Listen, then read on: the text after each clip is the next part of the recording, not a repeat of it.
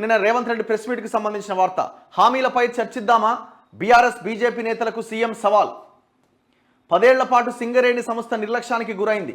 100 సంవత్సరాల్లో జరగనంత విధ్వంసం 10 సంవత్సరాల్లోనే జరిగింది. అప్పులకే ఏటా 70,000 కోట్లు చెల్లించాల్సిన పరిస్థితి. కేవలం అప్పులకట ప్రతి సంవత్సరం 70,000 కోట్లు కట్టాలన్నట. కేటీఆర్ది మేనేజ్మెంట్ కోటా, అవుట్సోర్సింగ్ పర్సన్. దూలంలా పెరిగినా దూడకున్న బుద్ధి హరీష్కు లేదు. కేంద్ర మంత్రిగా కిషన్ రెడ్డి రాష్ట్రానికి ఏం చేశారు? మమ్మల్ని ప్రశ్నించే అర్హత ఎవరికీ లేదు. రేవంత్ రెడ్డి. సింగరేణి కార్మికులకు ₹1 కోటి బీమా పథకం షురు. నేటి నుంచి హైదరాబాద్లో బయో ఏషియా సదస్సట. కాంగ్రెస్ ప్రభుత్వం ఎన్నికల్లో ఇచ్చిన హామీలను అమలు చేయడం లేదంటూ ప్రతిపక్షాలు విమర్శిస్తుండడం పైన సీఎం రేవంత్ రెడ్డి ఆగ్రహం వ్యక్తం చేశారు. 2014 నుంచి ఇప్పటి వరకు జరిగిన శాసనసభ, పార్లమెంట్ ఎన్నికల్లో బీఆర్ఎస్ బీజేపీ ఇచ్చిన హామీలు, తమ పార్టీ ఇచ్చిన అమలు చేస్తున్న హామీలపైన చర్చకు సిద్ధమని సవాల్ చేశారు. బీఆర్ఎస్ బీజేపీ నేతలు ముందుకొస్తే ప్రత్యేక అసెంబ్లీ సమావేశాలు ఏర్పాటు చేసి హామీలపై చర్చిద్దామన్నారు.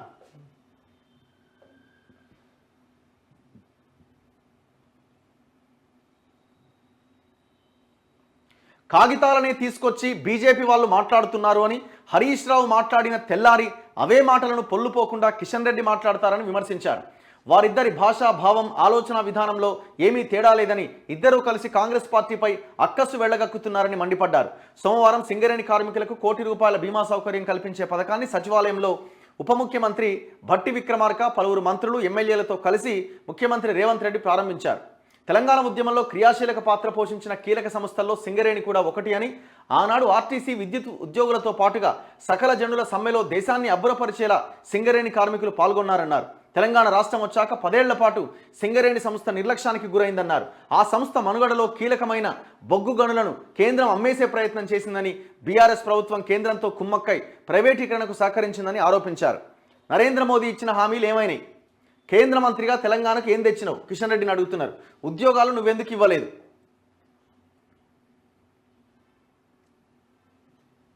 10 ఏళ్లు ఉద్యోగ నియామకాలు చేపట్టలేదు. వాళ్ళు వదిలేస్తే ఒక్కో శాఖలో 60 రోజుల్లో 25,000 నియామకాలు చేపట్టినాం. అంతా తామే వండామని ఆయన వచ్చి తెడ్డు తిప్పిండని హరీష్ రావు అంటున్నాడు. అంటే అంతా మేమే వండినాం, రేవంత్ రెడ్డి వచ్చి తెడ్డు తిప్పిండని హరీష్ రావు అన్నాడు.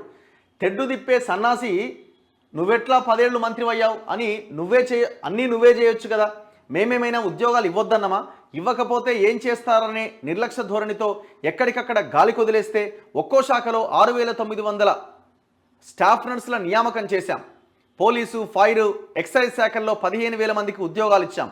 సింగరేణిలో 441 మందికి కారుణ్య నియామకాలు చేశాం. గురుకులాల్లో వేలాది మందికి ఉద్యోగాలు ఇచ్చాం. మార్చి 2వ తేదీన మరో 6,000 పైచీలకు ఉద్యోగాలు ఇవ్వబోతున్నాం. 70 రోజుల్లో 30,000 నియామకాలు చేపట్టడం ద్వారా నిరుద్యోగుల ఆకాంక్ష, ఆందోళనను పరిష్కరించే ప్రయత్నం చేస్తున్నాం. బుర్ర లేకుండా దూలంలాగా పెరిగిండు, కానీ దూడకున్న బుద్ధి కూడా హరీష్ రావుకు లేదు. నిన్న ఇంకొక ఆయన కేటీఆర్ అచ్చంపేటకు పోయి కృష్ణా ప్రాజెక్టులను కేంద్రానికి అప్పగించామంటున్నాడు. మీరే తాళాల గుత్తి జగన్మోహన్ రెడ్డి చేతిలో పెట్టిండ్రు. మళ్ళీ అవే తప్పులు మాటలు మాట్లాడుకుంటూ తిరుగుతున్నారు. నీళ్లు, నిధులు, నియామకాల్లో 10 ఏళ్లలో జరిగినంత విధ్వంసం 100 సంవత్సరాల్లో కూడా జరగలే. శక్తినంతా కూడదీసుకొని ఆర్థిక పరిస్థితిని చక్కదిద్ది ముందుకు తీసుకెళ్లే పనిలో ఉన్నాం అని రేవంత్ రెడ్డి వివరించారు. సో ఇట్లా టీఆర్ఎస్ మీద, బీజేపీ మీద విమర్శలతో పాటుగా మేము ఏం చేయబోతున్నామన్న ఒక క్లారిటీ ఇచ్చే ప్రయత్నం ఆయన చేశారు. కానీ ఇంకా ఈ గవర్నమెంట్ కూడా చేయాల్సింది చాలా ఉంది. మేము ముందు నుంచి చెప్తున్నాం. ఇప్పుడు మీరు ఇంత బీఆర్ఎస్ని విమర్శిస్తున్నారు కదా, మరి అదే బీఆర్ఎస్లో పనిచేసిన దొంగ, రిటైర్డ్, అవుట్సోర్సింగ్ ఈ దుర్మార్గులంతా ఇంకా ఉన్నారు. ఇప్పుడు మీరు అవుట్సోర్సింగ్ కేటీఆర్ అంటున్నారు. మరి ఇప్పుడు ఈ దొంగలు చాలామంది అధికారులంతా అవుట్సోర్సింగ్ అధికారులే ఉన్నారు కదా, మరి వాళ్ళని తీసేయాల్సిన అవసరం లేదా? స్టిల్ ఇంకా కంటిన్యూ అవుతున్నారు కదా.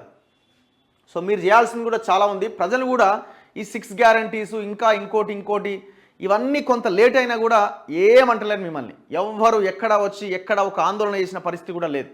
ఎందుకు తెలుసు జనానికి, కొంత విధ్వంసం జరిగింది, విధ్వంసం నుంచి బయటపడేసే ప్రయత్నం చేయాలి, సరే చూద్దాం, సమయం ఇద్దామని ఒక కంట చూస్తూ గమనిస్తూ ఉన్నారు. సో దీన్ని మీరు ప్రజలు సైలెంట్గా ఉన్నారని అనుకోవద్దు. మీరు ఏదైతే తెలంగాణలో అధికారంలోకి వచ్చిన తర్వాత మేము ఏదైతే చేస్తామన్నారో ఖచ్చితంగా అవన్నింటినీ చేయాల్సిన అవసరం ఉంది. ముఖ్యంగా భూములు.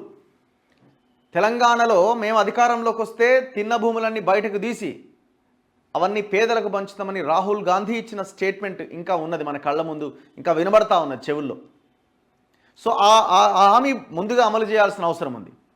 సో ఆ దిశగా మీ ప్రయత్నాలు ఉంటాయా ఉండయా అని ప్రజలు గమనిస్తున్నారు.